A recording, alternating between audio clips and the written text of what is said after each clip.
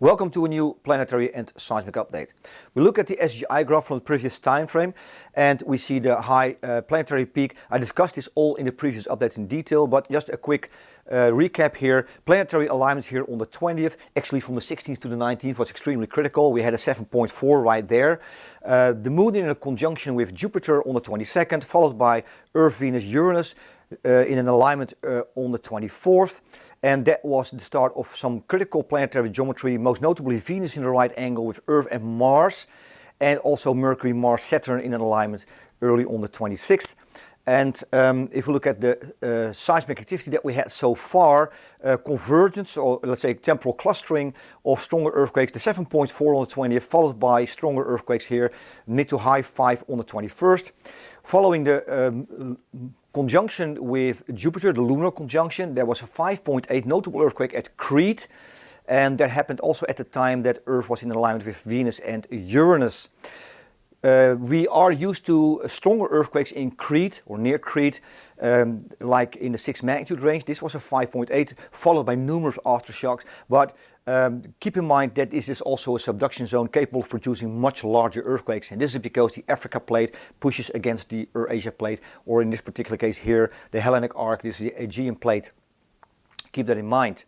Then we had the right angle geometry here with Venus, Earth, Mars, and also the Mercury in alignment there on the 5th and 6th. And we see 5.5 Mongolia, initially estimated 5.9, and also a 6.1 Hokkaido, Japan. So we do see the obvious seismic response to the geometry that we had so far. Today we have also planetary and lunar geometry coming up.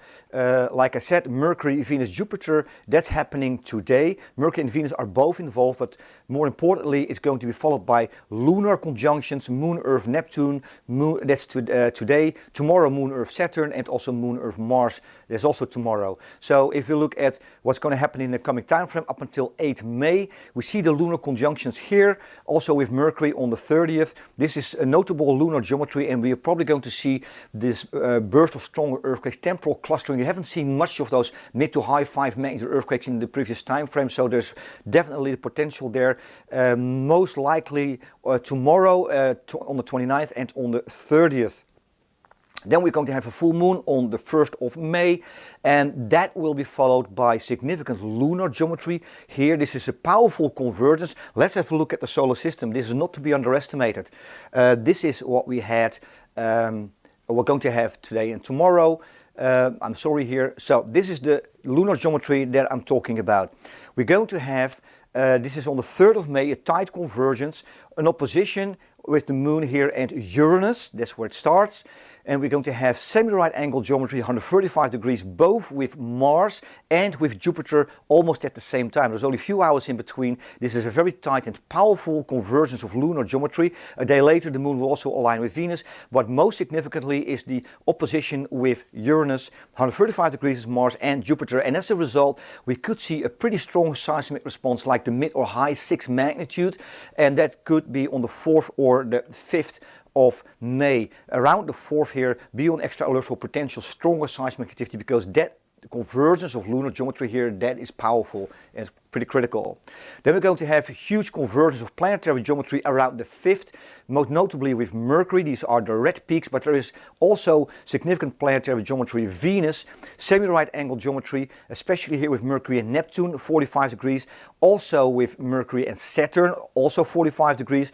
And this Venus, Mercury, Neptune also pairs with Mercury, Venus, Neptune. They almost always come in pairs, 135 degrees. So let's have a look at the solar system, because this is a near quintuple conjunction of planetary alignments. Sun, Mercury, Mars, Saturn and Neptune are involved. They align from the 4th to the 6th, powerful convergence. But even more significant here is Venus, 45 degrees with Mercury and with Neptune, and also 45 degrees with Mercury and Saturn. This is significant geometry of Venus at the time of the planetary alignments converging here around the 5th. Powerful geometry. However, we may not see a large earthquake initially with that convergence, because if we look further here on the 7th, we have the Moon in an opposition coming up with Jupiter, and also Sun in alignment with Venus and Jupiter. Venus between the Sun and Jupiter, and whenever Venus aligns with an outer planet, there can be a larger earthquake. So taken as a whole, if we look at the convergence here around the 5th, and then the convergence on the 7th with the Moon and also with Venus, potentially a larger seismic event could happen around the 8th. I'm not sure about this. Maybe we do see a seismic response, the largest seismic event around the 6th, with that convergence of planetary geometry around the 5th. That is possible, but I would keep an eye here on the convergence of the planetary lunar geometry on the 7th. That's a critical one. We could see a larger seismic response there on the 8th.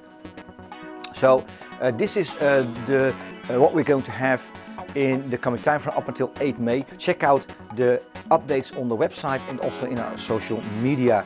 Stay safe everyone, and until next time.